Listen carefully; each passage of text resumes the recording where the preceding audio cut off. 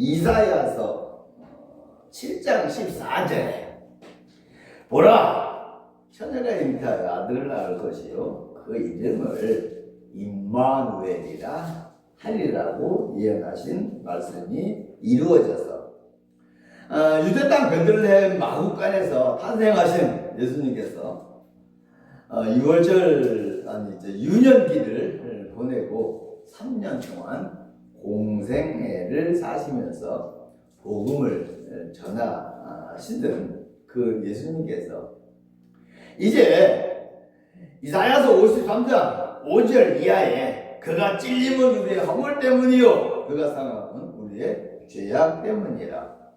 그가 징계를 받음으로 우리가 평안을 누리고 그가 채찍에 맞음으로 우리가 나음을 받았도다 라고 예언하신 대로 십자가에 우리의 죄를 대신해서 못 박혀 죽으실 하루 전날이 됐습니다. 내일 이제 십자가에 못 박혀 죽으실 날이다 그런 이야기죠. 예수님 생애의 마지막 유월절에 예루살렘 성안 어떤 집에 가서 만찬을 준비하라고 제자들에게 말씀하시고 요한 마가의 다락방으로 전해지기도 하는 어느 집에 모여서 제자들과 함께 예수님의 생애 마지막 유월절 음식을 먹게 되었는데 그때였습니다. 예수님께서 이것은 너희를 위하여 주는 내 몸이라고 하시고 이어서 잔도 그와 같이 하여 이르시되 이 잔은 내 피로 세우는 새 언약이니 곧 너희를 위하여 붓는 것이라고 말씀하시면서 봉독해드린 누가복음 22장 19절 하반절에 보면은 너희가 이를 행하여 나를 기념하라고 말씀을 하셨는데 이미 예수님께서 말씀을 하셨고 또 성도님들도 알고 계시는 대로 떡을 주셔서 먹게 하신 것은 예수님의 몸이라고 하셨고 잔 포도주를 주셔서 마시게 한 것은 예수님의 피라고 말씀을 하셔서 후대에 그 만찬 저녁의 잡수였다는 뜻입니다. 그 만찬을 성찬 혹은 성만찬이라고 했는데 오늘 우리는 그 성찬식을 거행하려고 하는 것입니다. 그리고 이 시간 그 성찬식을 거행하면서 예수님께서 내 몸이라고 말씀하시고 떡을 주시고 또 피를 의미하는 장 포도주를 주신 그 떡과 장 포도주를 주셔서 먹게 하신 의미를 새겨보려고 이 시간 성찬의 의미라는 주제로 말씀을 전해드리고 그리고 그 성찬식을 거행하려고 합니다. 그럼 내 몸이라고 하신 그 떡과 내 피라고 말씀하시면서 주신 그 장 포도주 즉 성찬의 의미가 무엇인가? 첫 번째로 내 몸이라고 하시면서 떡을 주신 데 대한 의미, 떡을 주신 데 대한 의미를 말씀을 드립니다. 이 말씀을 먼저 드려야 하겠습니다. 무슨 말이냐 그러면요, 예수님께서 예수님의 몸이라고 주시고 피라고 주신 그 성찬을 예수님은 오늘 본문 말씀드린 대로 19절 하반절에 보면은 기념하라고 말씀을 하셨습니다. 기념하라고. 무슨 얘기냐 그러면은 천주교가 주장하는 대화 몸체 화채설이 아니고 다시 말하면은 떡을 먹으면 그 떡이 우리 속에 들어가서 예수님의 살이 되고 포도주를 먹으면 그 포도주가 우리 속에 들어가서 예수님의 피로 변한다. 그건 아니고 그런 의미라고 말씀을 하시면서 그래서 기념하라고 그렇게 말씀을 하셨습니다. 그럼 또 예수님과 한 몸이 되고 한 생명이 되라고 말씀하신 그 의미는 뭐냐? 그 중에 하나는 레위기서 11장 45절에 내가 거룩하니 너희도 거룩할지어다 라고 말씀하신 것처럼 예수님께서 예수님의 살을 의미하는 떡을 주신 의미가 레위기서 11장 45절에 내가 거룩하니 너희도 거룩할지어다 라고 말씀하신 것처럼 우리를 거룩하게 하시고자 하는 뜻이 있으실 것입니다. 거룩하신 몸이, 예수님의 거룩하신 몸이 내 몸에 들어왔으니 내 몸도 거룩한 몸이 되지 않겠습니까? 그래서 내 몸이라고 말씀하시고 떡을 주신 것입니다.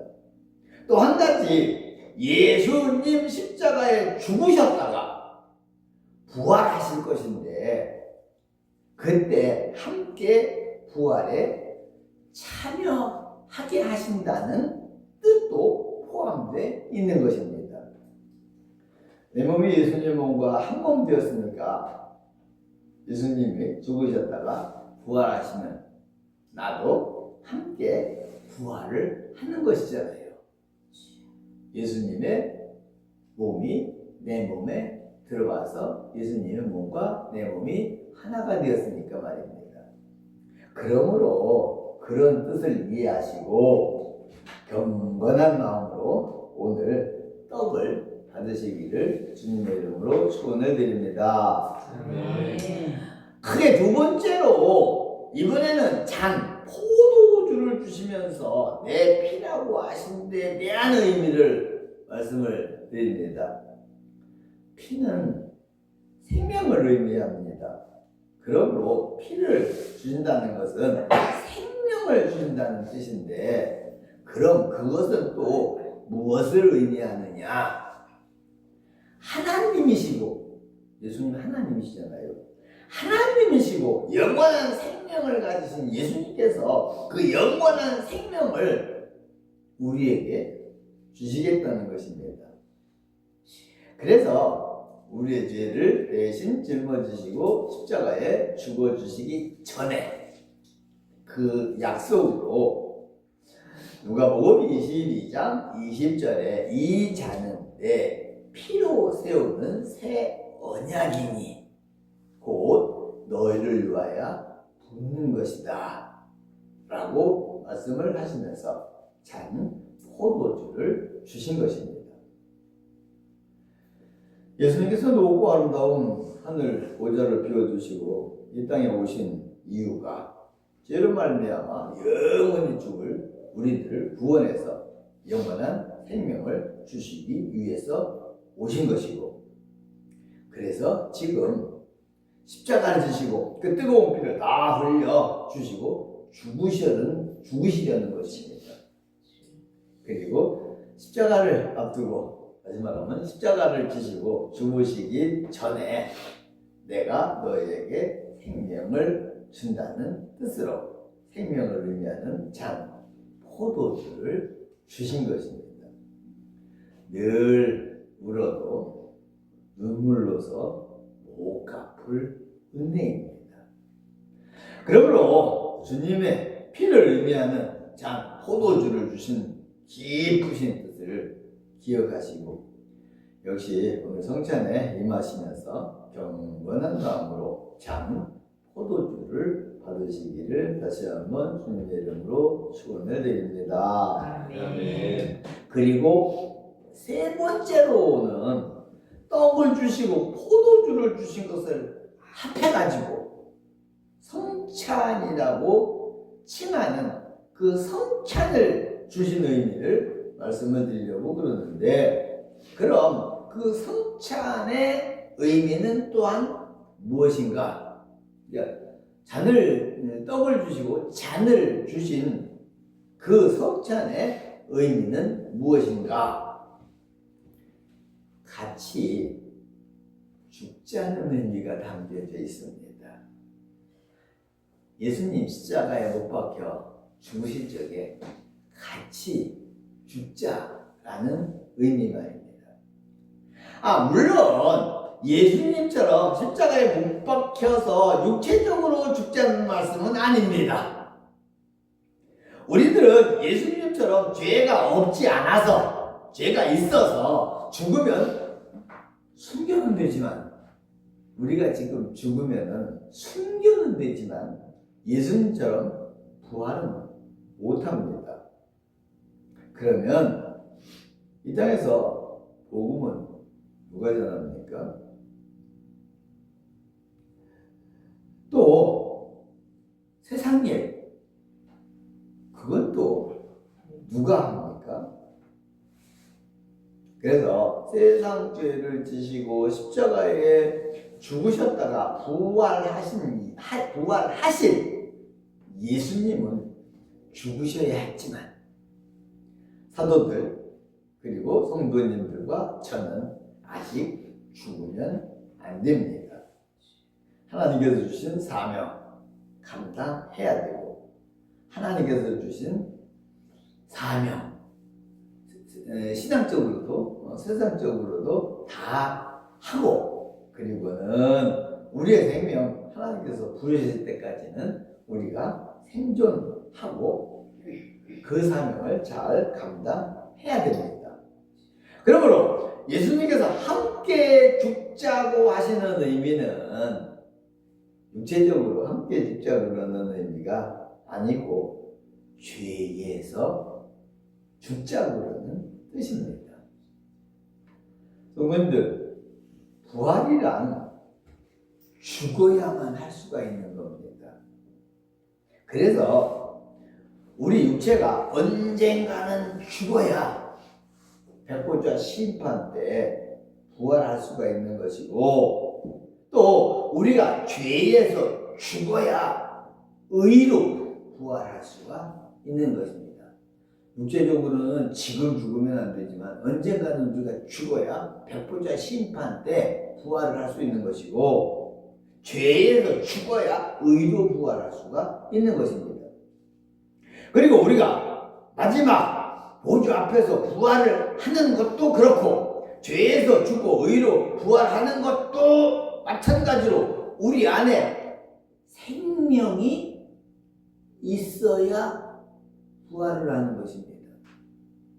생명이 있어야 말입니다.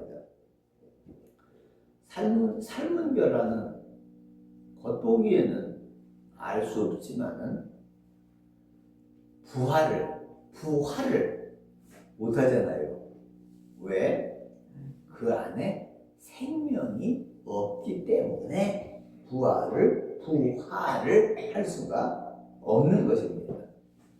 그래서 우리 속에도 생명이 없으면 부활을 할 수가 없는 것이죠. 그러므로 우리 안에 생명이 있어야 하기 때문에 화채에서는 아니지만 의미적으로 예수님의 몸을 의미하고 생명을 의미하는 떡과 포도주를 주셔서 먹게 하시고, 그리고는 그것을 기념하라고 하신 것입니다. 그것을 기념하라고 말입니다. 믿음으로 구원을 받는 것도 그렇고, 예수님께서 우리의 죄를 대신해서 십자가에 못 박혀 죽어 주셨다는 것을 의미적으로 또 잔을 주셔서 증명을 하게 하시는 것입니다. 그것을 믿는 믿음으로 구원을 받는 것도 마찬가지고요. 그러므로 예수님의 몸을 의미하고 피를 의미하는 성찬을 감사함으로 받으시고 예수님과 한 몸, 한 생명 되게 하신 후에 예수님과 함께 죽으실 각오를 하시고 오늘 성찬을 받으시기를 바라면서 설교를 정리하고 마치겠습니다. 예수님의 몸을 의미하는 떡과 예수님의 피를 의미하는 잔, 포도주의 의미를 각각 말씀을 드렸고 두 가지 의미를 합해서 일컫는 성찬의 의미도 따로 말씀을 드렸습니다. 그 성찬의 의미를 깊이 생각하시고 오늘 성찬에 참여하심으로 은혜가 되시고 축복이 되시며 하나님께 감사와 영광을 돌려드리는 오늘 성찬이 되시기를 주님의 이름으로 축원을 드립니다.